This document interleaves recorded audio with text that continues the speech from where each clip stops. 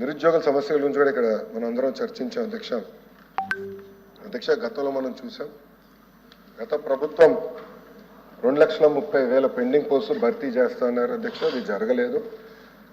నిరుద్యోగులు కూడా పెద్ద ఎత్తున మన ఎన్డీఏ ప్రభుత్వాన్ని ఆశీర్వదించారు, దీవించారు, గెలిపించారు. బాబు సూపర్ 6 హామీలో మొదటి హామీ ప్రభుత్వం ప్రైవేట్ మరియు స్వయం ఉపాధి ద్వారా 20 లక్షల మందికి మేము ఉద్యోగాలు ఉపాధి కల్పిస్తామని హామీ ఇచ్చాం. దానికి ఎన్డీఏ ప్రభుత్వం కట్టుబడి ఉంది, దాంట్లో ఎలాంటి సందేహం లేదు. దాంట్లో భాగంగా చంద్రబాబు నాయుడు గారు 5 సంతకాలు చేస్తే తొలి సంతకం మెగా డిఎస్సి పైన ఉంది. ఆ మెగా డిఎస్సి ప్రక్రియ పకడ్బందీగా పూర్తి చేస్తాం. ఆల్రెడీ చంద్రబాబు నాయుడు గారు గౌరవ ముఖ్యమంత్రులు రివ్యూలు స్టార్ట్ చేశారు. పెట్టుబడులు ఎన్ని తీసుకొచ్చాం కదా 40 రోజుల్లో రివ్యూ స్టార్ట్ చేశారు. మీరు చూస్తారు కదా పెద్ద ఎత్తున పెట్టుబడులు వస్తాయి, పరిశ్రమలు వస్తాయి. ఆంధ్ర రాష్ట్రానికి నిరుద్యోగ యువకులకు ఉద్యోగాలు కల్పించే లక్ష్యంగా మేము పనిచేస్తాం అధ్యక్ష. నేను కూడా మా ఐటీ ఎలక్ట్రానిక్స్ శాఖకి డిపార్ట్మెంట్ క్లియర్గా చెప్పాను, నాకు ఫ్యాన్సీ కంపెనీలు కాదు, ఎక్కువ ఉద్యోగాలు కల్పించే కంపెనీలు నాకు కావాలని చెప్పాను. Priorities job creation.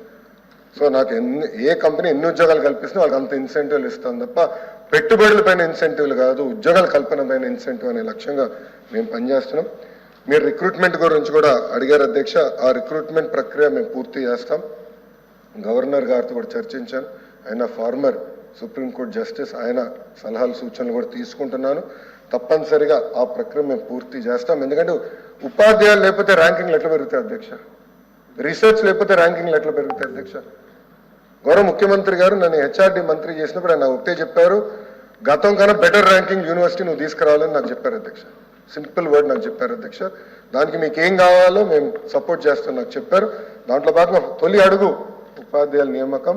అది నేను చాలా పర్సనల్గా తీసుకుంటున్నా, సీరియస్గా తీసుకుంటున్నా. ఏజీ గారితో ఆల్రెడీ 2 సార్లు నీకు మాట్లాడాను. తప్పనిసరిగా ఆ ప్రక్రియ కూడా మేము పూర్తి చేస్తాం అధ్యక్ష. Thank you.